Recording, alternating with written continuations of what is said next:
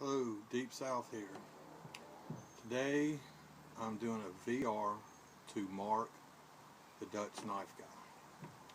He is celebrating his 100 subscriber giveaway on YouTube, and he asked me to do my VR on my Emerson knives.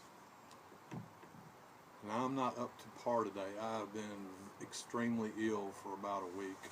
I'm getting over it now, but last week I was knocked flat on my back. If I wasn't flat on my back, I was curled up in a ball. I don't know what I had. Food poisoning, results in not having a gallbladder and eating too much boudin, or a bug, flu, or something. I don't know. Anyway, it was pretty wicked, and I missed 3 days of work and just now getting over it. But enough of that. Mark, the Dutch Knife Guy. What can I say about him? When I was probably right around 100, I started seeing comments on other people's videos from the Dutch Knife Guy. I mean, left and right. Every time I turn around, there was a comment. And he must watch everybody's videos. He supports so many channels, and he is such a very, very nice man, and I really like talking to him, and we PM back and forth quite often, and also have new means of communication as of today. But I highly recommend, if you're not already subscribed to Mark, to subscribe to Mark's channel. He does knife reviews, the Dutch Knife Guy. He does some knife restorations, which are amazing. He also does some bits on some kits that he's made. And I just can't say enough about how much he has supported his subscribers and the people that he subscribes to. I mean, he has come like a benchmark on the YouTube community recently. And he's way surpassed 100 right now. There's very few in the community, I think, at the moment that don't know about Mark. But go check his channel out, and I'm going to try to do this VR for him the best I can, because I'm trying to rush this, as always, trying to fight the sun, getting off of work. And I have got so many videos to do. Some people have asked me to do VRs for them. I also got tagged in a video. I got some unboxings I got to do, and I'm scared I'm going to put out too many videos all at once, but I don't know any other way to do it. But I'm going to be busy. While everybody's at the Bushcraft show, I'm going to be at home shooting videos. So, I'm going to take you now to my Emerson knife collection. Okay, here's my collection. Brief background. Ernest Emerson's been making knives since he was back in high school, I guess. And in the 1980s, he started doing custom knives for himself, and he was making them for a lot of Navy SEALs and for a lot of other shows. And his business was really started, I guess, in about 94. Benchmade approached him to do one of his custom knives, the CQC6, which was totally custom, and that was the one that was in high demand for the Navy SEALs, and he couldn't keep up with his demands. So Benchmade came to him and asked him if they could make a knife for him, and he agreed. And I think they did a 5-year contract. And this is probably one of my rarest knives. This is the Benchmade model of the CQ7. Now, what that stands for is close quarter combat. The 7 is the designation on the model knife he made. The custom knife was a 6. When he started doing factory knives and doing more of the knives on production, he swapped that over to the 7. But this was more or less what he was doing. The only difference between the custom knives and the production knives was they had titanium bolsters on them. And of course they had a lot of more bells and whistles and a lot prettier. This knife has a tanto point. It's got a chisel grind, also known as a zero grind, because it doesn't have a secondary bezel. It's pretty wicked. I'm not a fan of the tanto. I think for a lot of people, and at least for myself, it was a fad when it first came out. And this is actually my second knife. I had to really talk somebody out of this knife. But if you can see, that's the Emerson logo. I can't get it in focus, but that is supposed to be the sight from the Stealth Fighter. The optical sights, the digital sights.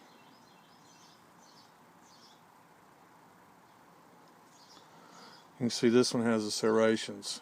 Another thing I don't like. This was actually my second knife. This is the Benchmade model. When his contract ran out, and actually I think right before, he was able to start producing the knife. And he had, before he came out with this as a production knife, he did the Spec War and the Raven. I don't have either one of those, but this is the one this is my first Emerson knife that I bought. It's almost identical to the Benchmade. You'll notice in the Benchmade on the bottom it's got torque screws. In the Emerson production has slotted screws. Everything else is the same.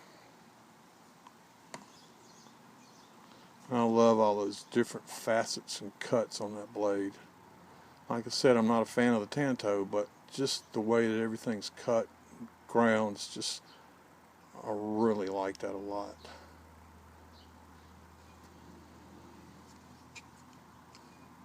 Small thumb disc to open it easier. It's got liner locks. All the Emersons at that time had liner locks that were titanium. Now when I got this knife, it was just released, and it took me quite a while. I mean, I think it was Emerson's wife, I talked to her on the phone. It took me, I think, 6 weeks to get it after it had been just released. But, you know, she told me it was going to be a while. I got a lot quicker than I thought. But if you'll notice this little groove right here, the thumb ramp, I started playing around with it, and it's something I'll get to later, and I figured out a way that I could slide it out of my pocket that it would open up. Some people that know about Emerson's and know where I'm headed with this. But at the time I didn't know if it was designed that way or not. But I could actually pull it out of my pocket and the knife would open and I wouldn't have to flick it open.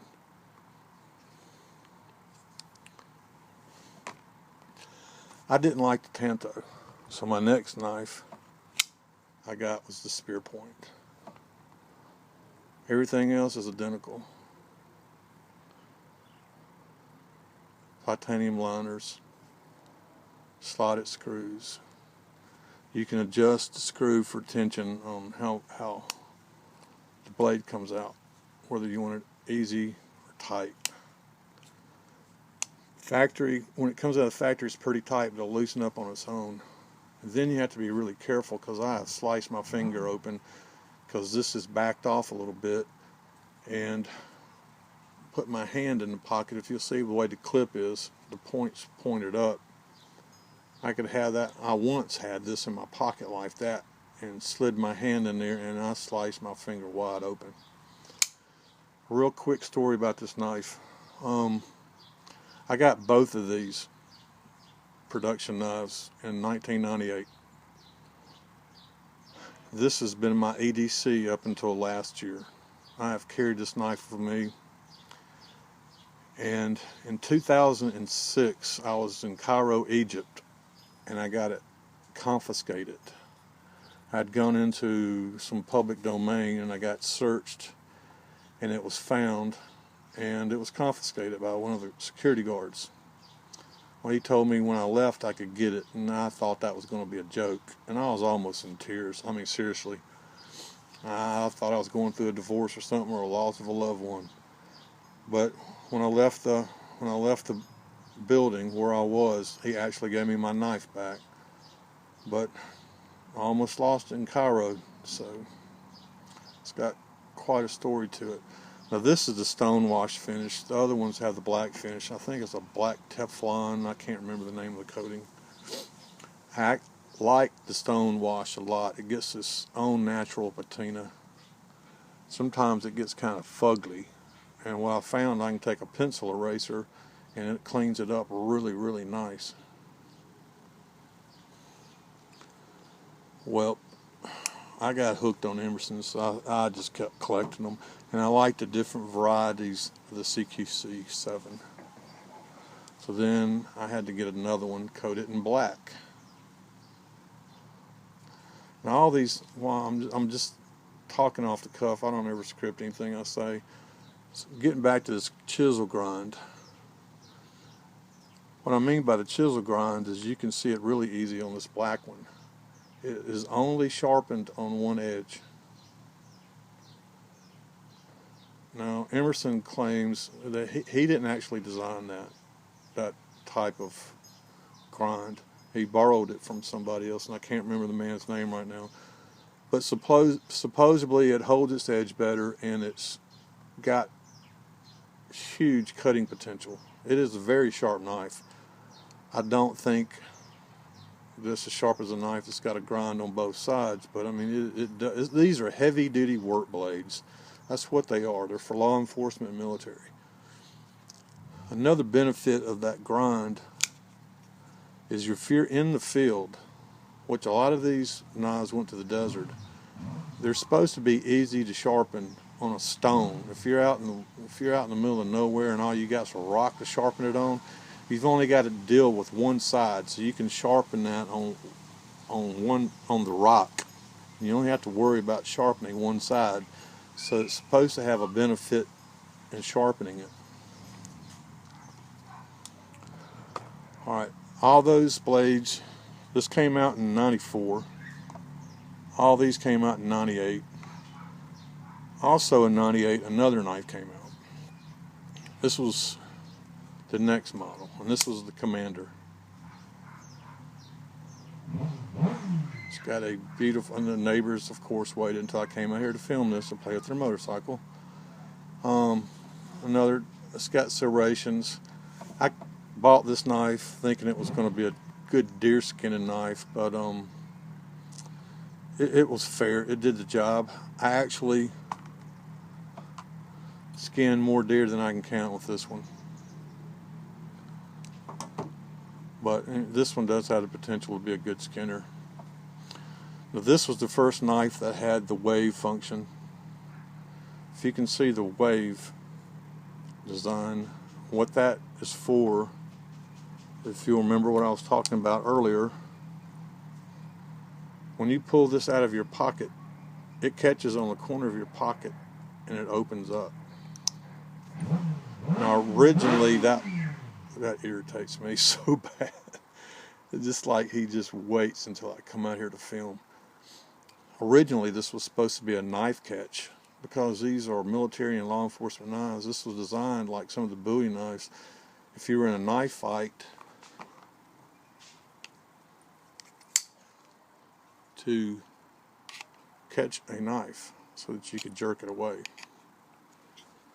But other people discovered, just like I discovered earlier, that you could use it to open it for a quick release. So this is the Commander model.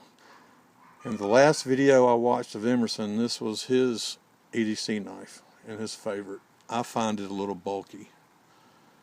And the one I saw in the video he did, he had his all blinged out, because I mean you can get all kinds of bling for these knives. Special quick, whatever you call these rings. I can't think right now. You can get engraved pocket clips, or pocket clips with the Emerson skull on there, all kinds of different things. So he had his all blinged out, but that's his personal carry knife. Alright, so those are all 98 models. In 2008, they came out with the A100. I got this one because it was streamlined. I really liked the handle on this one, the way it was streamlined compared to that. And I was going to make it my EDC knife, but Emerson knives are so expensive. I started looking at it. I think I carried it one day and put it back in the box. Once again, it's got serrations on there, which I loathe. I don't like serrations. To me, like, say for instance, this was a piece of rope or something else, I usually cut with the entire length of the blade. And it just seems like the serrations snag on something when I'm cutting, and I don't like the sawing motion. I just want to cut through. But I understand the benefits of serrations. I just don't care for them myself. So anyway, that's the A100.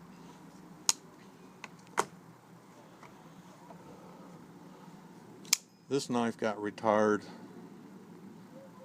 a year ago. I love this knife, but I wanted the wave function.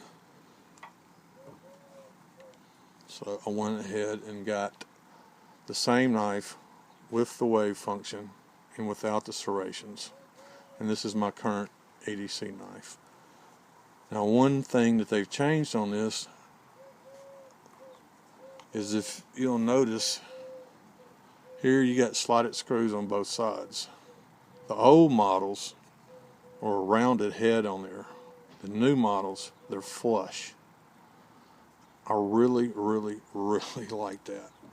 I just think it gives it a better fit and finish. Also, the GT handles, they have a different texture now. I don't know what is different. The fit and finish is a little bit better, much better than they used to be back on those early knives. Now, that being said, too, I want to bring something up, because you ask 100 people which is better, an Emerson or Benchmade, and you're going to get 50-50 on those probably. Personally, I like Emerson's. I like the story behind the Emerson's. A knife very similar to this was the knife that was used by SEAL team leader that went in and got bin Laden. He turned around for a benefit and auctioned off this knife, his knife, that was used in that raid, and it went for $35,000. That's a lot of money for a knife. But I just like the Emersons. They're heavy duty, they're work blades, they're not pretty.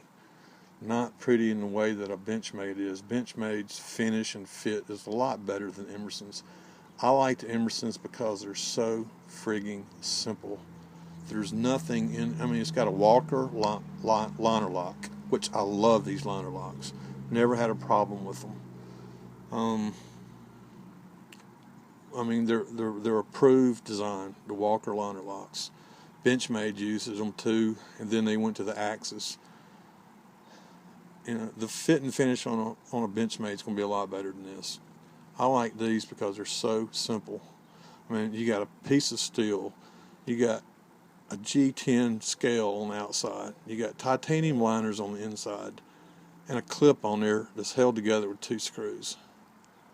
But you've got a tool, and it's just something that really is, the simplicity of this design is what sold me. Now, don't get me wrong, I love Benchmades, and I've got several Benchmades, including some autos. But for my EDC, I love Emerson, and I like Emerson knives a lot. I want more. I've actually got another one that I cannot find. I have looked everywhere for that knife and can't find it. And it's one of his neck knives. It's called Le Griffe. That's got a hook blade on it. It's made for white rafting. and law enforcement. It is a wicked blade. I think it's in my search and rescue kit, and I cannot find it. And my search and rescue kit's put up right now because I'm kind of semi-retired. But Mark, that's my collection, and hopefully if you got any questions, please let me know. One of these days when I've got my other camera set up and a new computer, I'm going to take each knife in this collection and my other one and do a better one with close-ups with some better lighting. But for now, Mark, I just want to congratulate you once again on your 100 subs, man, and you deserve it.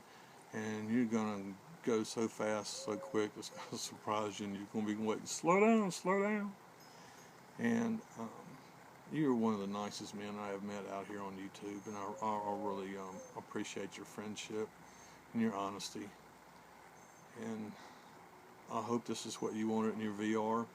Any questions, comments, please let me know. Anybody out there, and I'll try to answer them. If I made some mistakes, I'm sorry. There's all kinds of codes to these knives that I don't remember. You know, the CQC means close quarter combat, and then you've got 7, which is the serial number of the series. Then you've got BB and A, and the W means wave, and the B means black, and the A means with or without serrations, and it goes on and on and on.